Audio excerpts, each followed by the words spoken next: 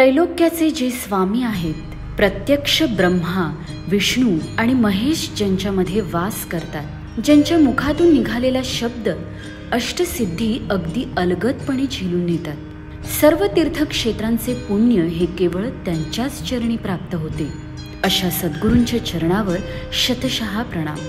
या परब्रह्म स्वरूप गुरुशक्तीचे दर्शन घेण्यासाठी हजारो भाविक एकत्रित झाले होते. दिनांक 16 फेब्रुवारी 2024 रोजी पाटोदा, जिल्हा बीड येथे.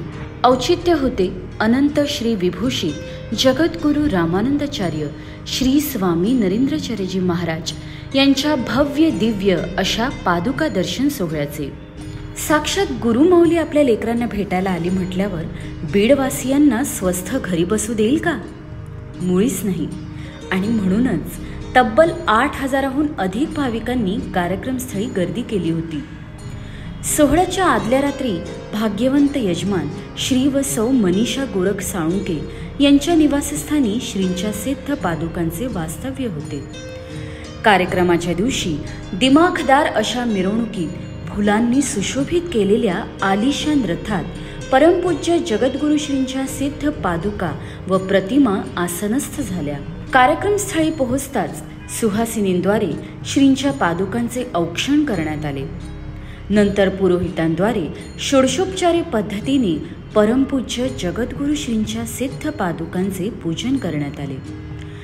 आरती व सांप्रदायिक जयघोषांनी संपूर्ण परिसर भारावला होता.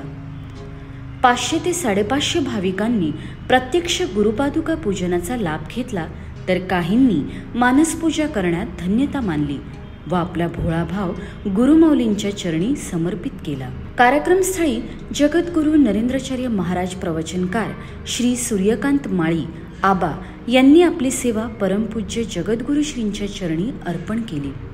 ते म्हणाले, सद्गुरु पूर्ण ब्रह्मात्मक शक्ती आहे, जी शिष्याला विधिलिखितानुसार वेगवेगळ्या साधना सेवा देऊन घडवते.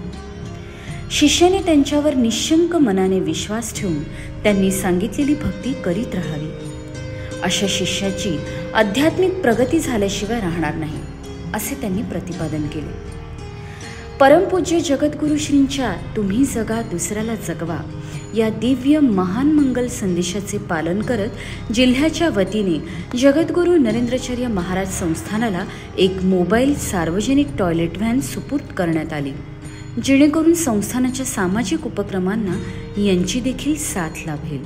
माननीय श्री सुरेश अण्णा धस आमदार, माननीय श्री भीमराव अण्णा धांडे माजी आमदार, माननीय सौ दीपालीताई जाधव नगराध्यक्षा, माननीय श्री संतोष दादा जाधव नगरसेवक, माननीय श्री हनुमंत काळे नगरसेवक, माननीय श्री रामेश्वर गोरे नगरसेवक आदी उपस्थित मान्यवरांनी या उपक्रमाचे भरभरून कौतुक केले.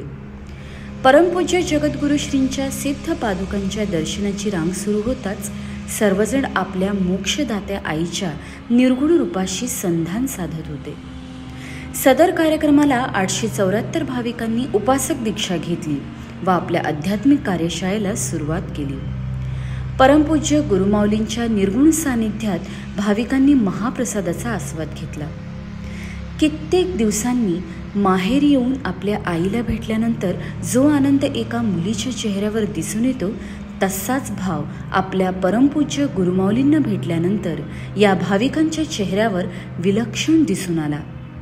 या आनंदाची शिदोरी सोबत घेऊनच भाविकांनी परमपूज्य जगद्गुरु श्रींच्या सिद्ध पादुकांना निरोप दिला व पादुकांनी देखील पुढील प्रवासासाठी प्रस्थान केले. श्री गुरुदेव.